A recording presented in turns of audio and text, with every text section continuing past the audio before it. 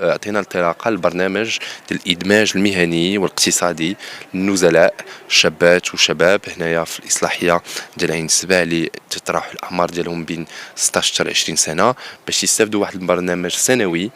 أولا فيه الرياضة كمدخل باش هاد التلاميذ يكونوا عندهم واحد التحفيز.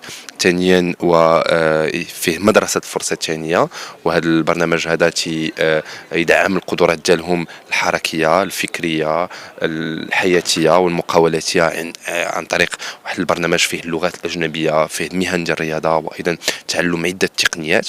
وثالثا انفتاح على العالم الخارجي عن طريق الشراكات اللي عندنا مع عدة شركات في المجال ديال الصناعة الرياضية، باش هاد الشباب هادو يمكن لهم يندمجوا من بعد الصراحة فترة السراح ديالهم، يندمجوا في الحياة ديال كل يوم بواحد الطريقة اللي هي إيجابية.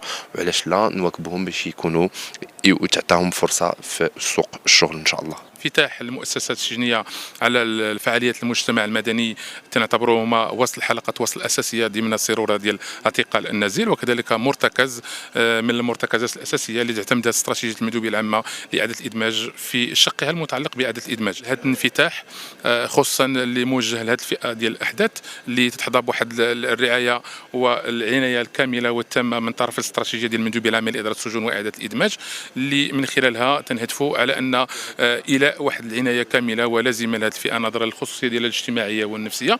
كذلك اكتساب هذه الفئه مهارات تقنيه ورياضيه جماعيه، باعتبار على ان هذه الفئه تحمل واحد الشحنه سلبيه، وبالتالي الاشتغال عليها باش تكون قادره انها تعطي واحد المقاربه التاهيليه وتساهم في واحد المستجد اللي تنعتبروه هو انسجام ديال المقاربه الامنيه مع المقاربه الادماجيه، وكذلك ترسيخ القيم التعاون والتواصل بين الفعاليات ديال السجناء وكذلك المجتمع المدني.